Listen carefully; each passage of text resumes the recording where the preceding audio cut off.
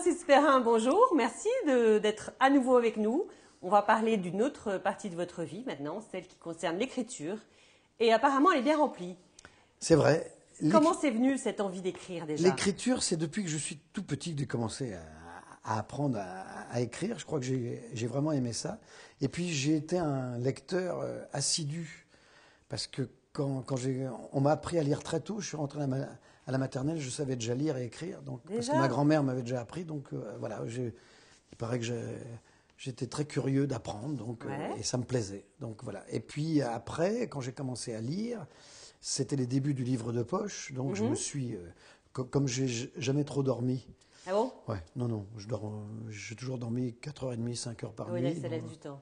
Voilà, donc je lisais, c'était les débuts du livre de poche. Vous êtes nourri de littérature. Et puis, et j'écrivais, j'étais très influencé par Alexandre Dumas, donc quand j'étais au collège, j'écrivais des romans historiques inspirés par les Trois Mousquetaires, tout ça, et mes camarades me demandaient, parce que c'était un feuilleton, comme des feuilletons, ils me demandaient la suite. C'est merveilleux, ça. Ah oui, c'était formidable, ça. Ah oui, c'est drôle. Et j'ai gardé encore, là, je me souviens, là, j'ai encore les copies. Les feuilletons? Oui, les copies à carreaux. Ça s'appelait les Diables à 4. Ah. Et j'ai écrit ma première pièce qui s'appelait Les Deux Barbouilleurs, que j'ai joué en classe de 6e et qui a eu un gros succès. Ah mon Dieu, mais vous êtes vraiment précoce alors. Voilà. Et les profs, alors, ils adoraient? Oui, ils aimaient bien, oui, parce que j'avais une passion. Je pense que c'était ça.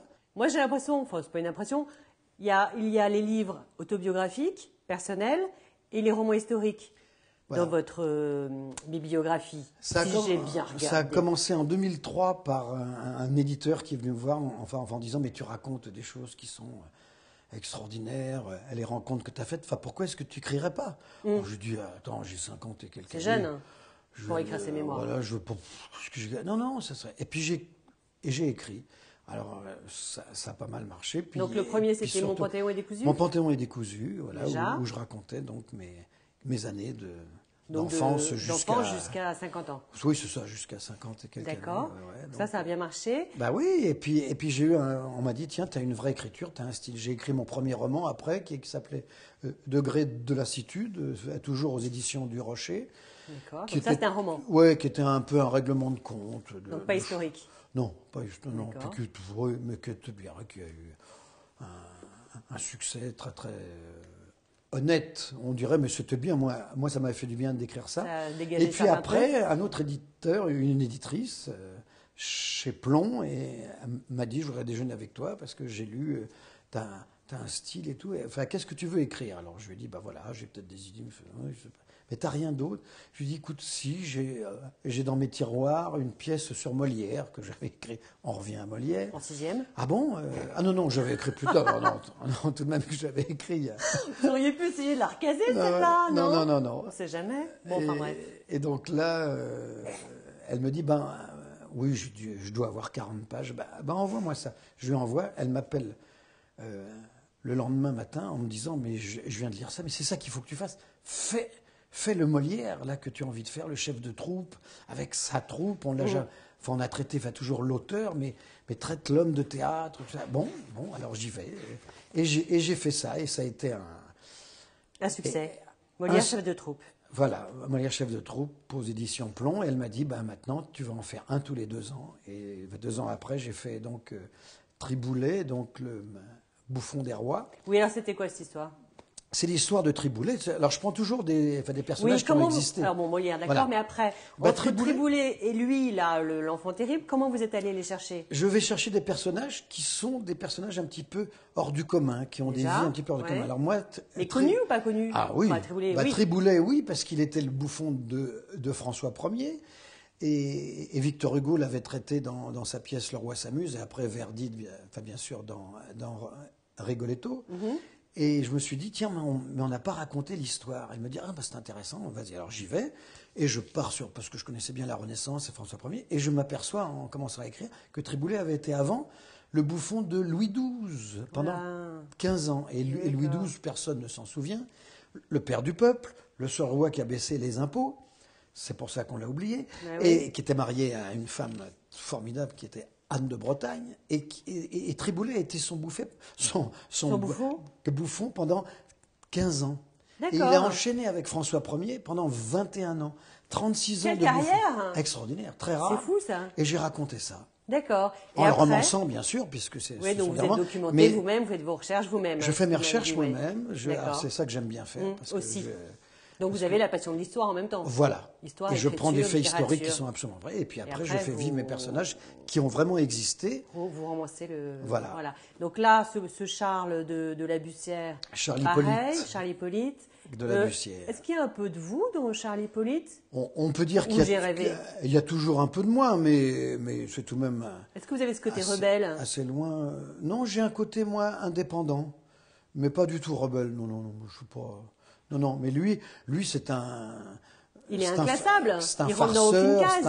Il est ingérable. Oui, absolument. Ça. Voilà, oui. Même lui... Voilà. Moi, je suis plutôt ingérable, mais très sociable. Lui, il n'était pas tellement. Non, il n'avait pas tellement d'amis, finalement. Alors, ce qui était formidable, c'est que j'ai vu ça, ce comédien qui a vraiment existé et qui a traversé les 15 années extraordinaires. Il est passé de la prise de la Bastille à la Révolution, donc à la Convention, à la Constituante, à la Terreur. Ça permet de tout réviser, là, d'un coup. Au Directoire, à l'Empire, puisqu'il est mort en 1808. Il a côtoyé la Montansier. Il a côtoyé la Montansier. Il lui a sauvé la vie. Voilà. Oui, parce qu'il s'est fait engager à un moment, c'était un farceur. Il a été même très loin, c'était des farces. Ça lui a joué des tours, hein. Il a laissé des plumes, le pauvre. Oui, qui avait même d'un goût douteux, mais il s'est mis en danger et on lui a dit il faut te protéger. Parce que et là, il a trouvé une place au comité de salut public, chez Robespierre et chez Fouquier-Tinville.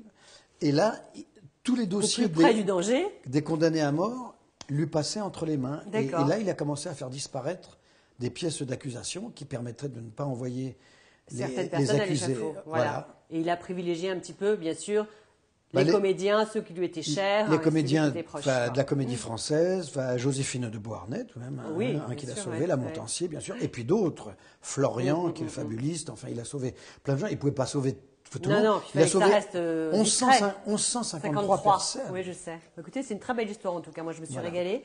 Bon, un autre sujet, beaucoup moins rigolo, mais néanmoins hyper intéressant. Mais plein d'espoir aussi. Plein d'espoir, oui. Et ce livre s'appelle Louis pas à pas, que vous avez coécrit avec votre épouse Gersande Perrin. Absolument. Voilà, qui est un livre qui nous fait découvrir un univers, un monde qui n'est malheureusement pas très connu du grand public, à savoir celui de l'autisme, puisque votre fils Louis, 11 ans, 12 ans? Il a 11 ans. Il a 11 ans. Est autiste, bien sûr, connaît ce handicap. Et donc, vous nous expliquez un peu votre combat, votre parcours et votre engagement. Oui, ça. Je crois que c'est ça. Et c'est pas simple. Hein. On explique ça, c'est-à-dire que là, c'est chez un autre éditeur, là, c'est chez Jean-Claude Lattès. Et ils ont proposé à ma femme d'écrire, et puis ils m'ont demandé est-ce que vous ne voudrez pas donner un témoignage aussi.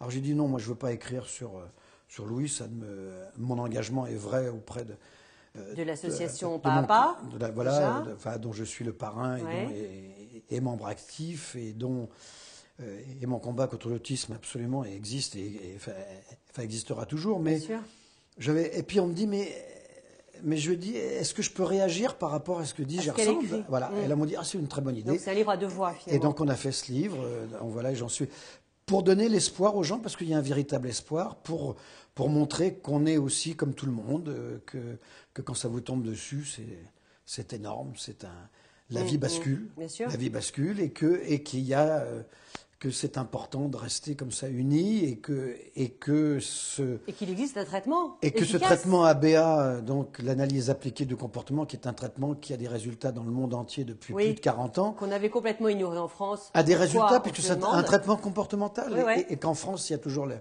les traitements des psychiatres et tout qui disent que ça.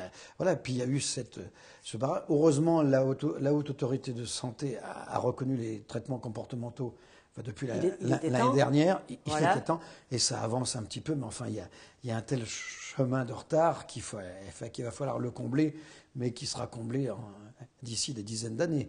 Mais déjà, il y a un progrès, il y a ça. Et puis Louis, surtout, Louis qui qui a eu la chance de bénéficier de ce traitement et qui a pu avoir des intervenants à domicile. Vous êtes parti vivre dans le Nord, justement. Et on est parti vivre dans le Nord pendant 3 ans. C'est ça qui est complètement fou. Si on n'a pas les moyens de s'exiler dans le Nord ou en Belgique... oui, non, mais c'est fou. Il y en a d'autres qui partent au Canada. Oui, mais il faut les moyens de faire ça. Qui partent en Angleterre. C'est complètement oui, injuste.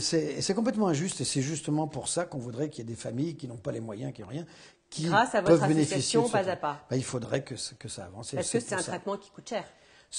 Qui coûte cher, mais qui après, avec les progrès, ne coûte plus rien. Mais voilà, bien sûr. Donc, parce que Louis, finalement, il a été traité en... Il n'y a pas de médicaments. Hein. Oui, c'est ça, mais je veux dire, en stimulation. Suivi, bien sûr, il a été traité 3 ans, avec des intervenants pendant 3 ans. 3 ans, c'est ça.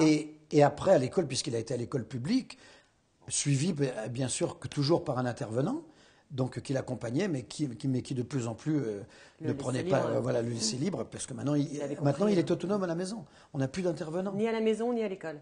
Ni à l'école. Maintenant, mon épouse fait l'école à la maison parce que ça, c'est pas une autre raison. On a trouvé ça pour des raisons plus pratiques, puisque je tourne beaucoup en province et tout, donc c'est plus pratique d'emmener les enfants. Voilà. Mais autrement, il n'a plus besoin d'intervenants. Il est comme ses frères et sœurs, parce qu'il a après on a eu 2 autres enfants qui vont très très bien, voilà, et donc il est autonome, et donc ça c'est un soulagement que pour lui surtout, et pour nous aussi, bien sûr, parce que... Et ce qui est donc hallucinant, c'est ce manque d'information des médecins. Je parle juste vite fait de la pédiatre qui a dit pendant des années à votre épouse, vous inquiétez pas, ça va très bien.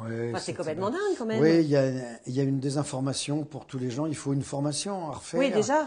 Là maintenant, il y a un diagnostic précoce. À 18 mois. Voilà, ça c'est formidable. Ça, c'est nouveau. On le demande depuis longtemps. Oui, je m'en doute. Avant, il fallait attendre 3 ans. Voilà. On perdait 3 ans. Voilà. Parce qu'en fait, plus les comportements sont pris en main et changés tôt, et plus c'est facile à faire évoluer dans le bon sens. Exactement, à progresser, pour les progrès. Donc il n'y a pas de remède miracle, c'est pas un remède miracle, c'est simplement ça marche. Donc il faut qu'il soit pris en compte en même temps que d'autres traitements. Voilà, c'est tout ce qu'on dit. Bon, mais écoutez, soyons entendus. J'espère. Et puis, je recommande ce livre, effectivement, à tous ceux que ça intéresse, et notamment aux enseignants qui manquent souvent d'informations, malheureusement, sur ce handicap. Oui, bien sûr. C'est pas de leur faute. C'est pas de leur faute. Mais voilà, ils peuvent lire le livre. Merci, Francis Perrin, c'était passionnant. Et à très vite. J'espère. J'espère. À votre santé.